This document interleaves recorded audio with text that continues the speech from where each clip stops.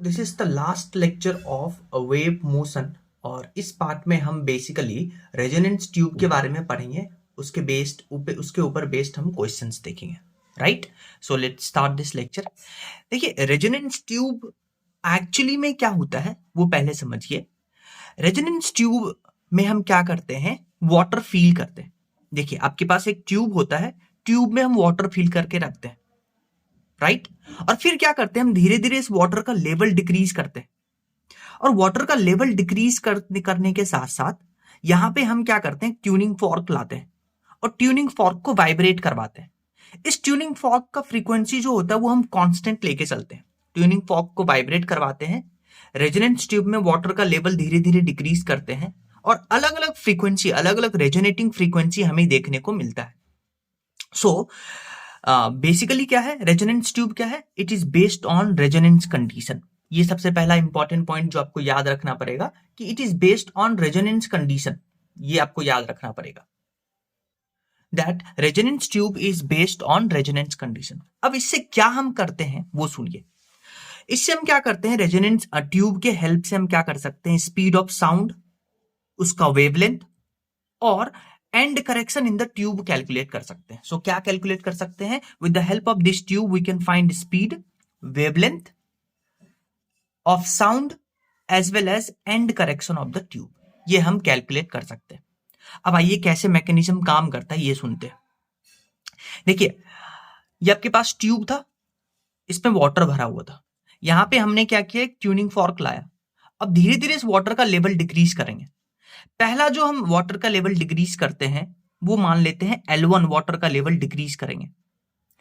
तो अब देखिए यहां पे जो वाटर का लेवल है, अब यहां से हम ट्यूनिंग फॉर्क को वाइब्रेट करवाएंगे तो यहां साउंड वेव जाएगा। यहां पे बेसिकली अब जो होगा रेजोनेटिंग फ्रीक्वेंसीज बनेगा।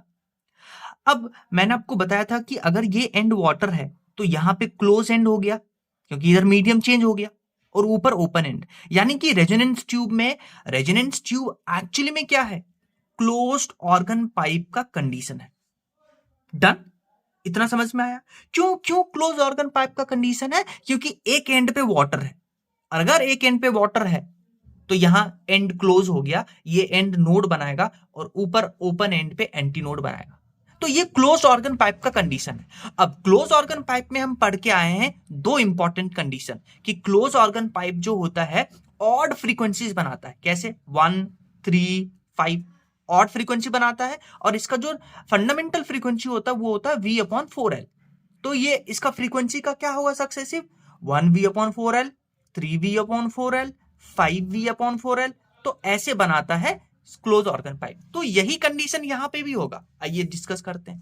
पहला हम फंडामेंटल की बात करते हैं। फंडामेंटल में आपको पता है आधा वेव बनेगा, इधर नोड इधर एंटी नोड, ये लेंथ L। अब ये जो वेव है ये थोड़ा सा ऊपर एक्सटेंड करेगा, उसमें एंड करेक्शन आएगा E। डन? तो ये जो टोटल लेंथ होगा L प्लस E वो λ/4 के बराबर आएगा क्योंकि नोड और एंटी नोड के बीच का डिस्टेंस λ/4। तो L plus E L1 plus E equal to λ/4। ये इक्वेशन नंबर 1। फिर हम बात करते हैं नेक्स्ट हायर फ्रीक्वेंसी की। तो नेक्स्ट हायर फ्रीक्वेंसी में एक लूप ऐड होगा, तो अब जो लेंथ होगा ऊपर end correction L2 plus E equal to 3 λ/4, क्योंकि नेक्स्ट हायर फ्रीक्वेंसी में ये जो वेव बनेगा उसका 3 λ/4 आएगा और टोटल लेंथ एंड करेक्शन को ऐड करके L2 प्लस E आएगा। तो L2 plus E will be equal to 3 λ/4। अब आप क्या करिए, इन दोनों इक्वेशन को सब्सट्रैक्ट करिए। तो दोनों इक्वेशन को सब्सट्रैक्ट करिएगा, इक्वेशन 2 माइनस इक्वेशन 1, तो आपके पास आ जाएगा λ/2 equal to L2 minus L1। तो यहां से लैम्डा आ गया, देखिए 2 इंटू L2 माइनस L1। पढ़ने की कोशिश करिए, ये L2 क्या है। बाद में जो हम सेकेंड फ्रीक्वेंसी कैलकुलेट करने के लिए जो लेंथ यूज में लिए थे, वाटर लेवल डिक्रीज किए थे, वो है L2 और ये पहला वाला L1, कितना वाटर लेवल हम निकाले थे। और V equal to N lambda होता है। तो आप क्या करिए, लैम्डा में N से मल्टीप्लाई कर दीजिए तो आपके पास वेलोसिटी ऑफ साउंड भी आ जाएगा।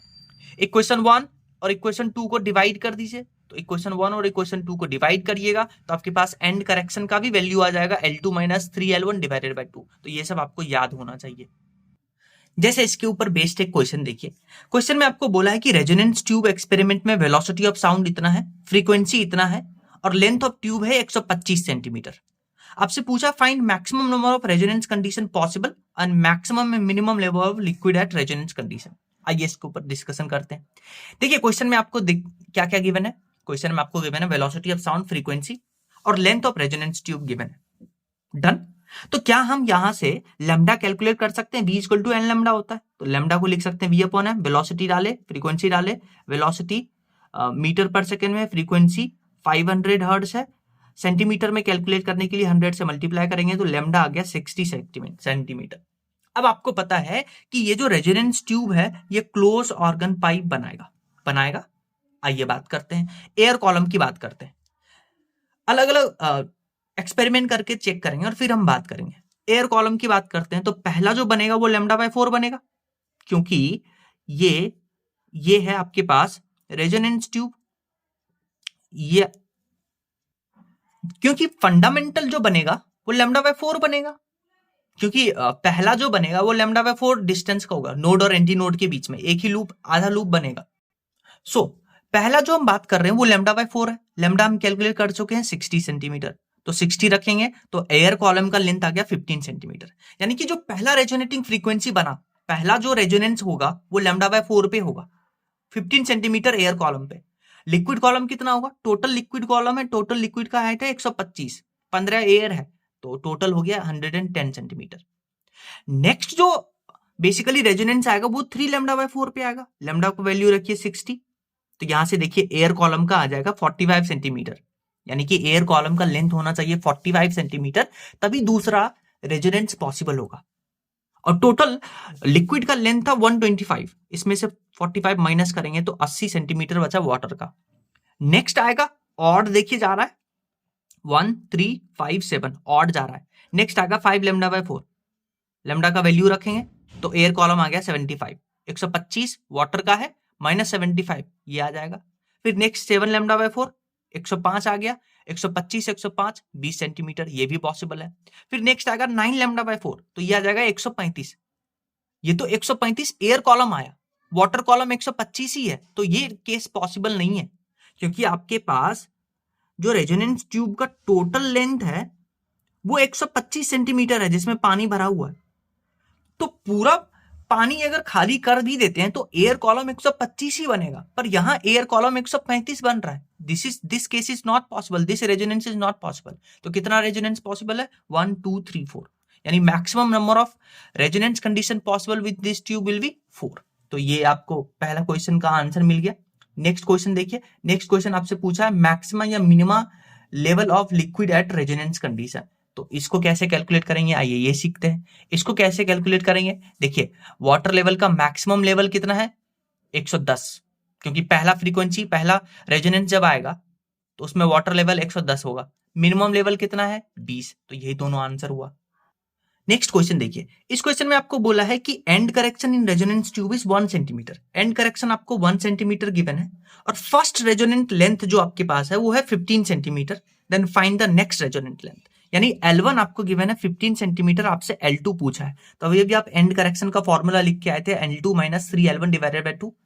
L2 आपको कैलकुलेट करना है, L1 का वैल्यू डालिएगा, E के जगह पे 1 सेंटीमीटर, तो आपके पास L2 आ जाएगा। नेक्स्ट क्वेश्चन देखिए, इसमें बोला in a resonance tube the first resonance with a frequency tuning with a tuning fork occurs at 16 centimetre. यानी पहला जो रेजोनेंस आता है वो 16 सेंटीमीटर पे आता है, यानी आपको L1 का वैल्यू गिवन है 16 सेंटीमीटर और सेकेंड रेजोनेंस आता है 49 सेंटीमीटर पे, L2 का वैल्यू गिवन है। If velocity of sound is 330 metre then find frequency. तो आपको पता है फ्रीक्वेंसी और वेलोसिटी ऑफ साउंड में ये रिलेशन होता है, velocity of sound is equal to 2 into frequency L2 - L1। L2 भी गिवन है, L1 भी गिवन है, आपको फ्रीक्वेंसी निकालना है, तो वेलोसिटी आपको गिवन है 330, तो फ्रीक्वेंसी आ जाएगा। नेक्स्ट हमारे पास पिच। पिच क्या होता है? पिच को हम बोलते हैं it is directly proportional to frequency. अगर किसी का फ्रीक्वेंसी ज्यादा है तो उसका पिच ज्यादा होगा, अगर किसी का फ्रीक्वेंसी कम होगा तो उसका पिच कम होगा। यानी कि the sound of high frequency is sharp और श्रील, यानी जिसका फ्रीक्वेंसी ज्यादा उसका पिच ज्यादा, तो उसका जो फ्रीक्वेंसी होगा वो हाईएस्ट फ्रीक्वेंसी होगा। While sound of low frequency is heavy, यानी जिसका फ्रीक्वेंसी कम होगा उसका पिच कम होगा। पिच कम होने का मतलब वो साउंड हैवी होगा। जैसे मेल और फीमेल वॉइस, मेल वॉइस की अगर हम बात करते हैं तो मेल वॉइस में आपको पता है पिच कम होता है, तो अगर पिच कम है यानी साउंड हैवी होता है, तो मेल वॉइस हैवी होता है। अगर हम फीमेल वॉइस की बात करते हैं तो फीमेल वॉइस का जो फ्रीक्वेंसी होता है वो ज्यादा होता है, यानी शार्प होता है, जो साउंड होता है it is sharp and shrill. So the example in pitch section will be frequency of female voice is more as compared to that of male voice.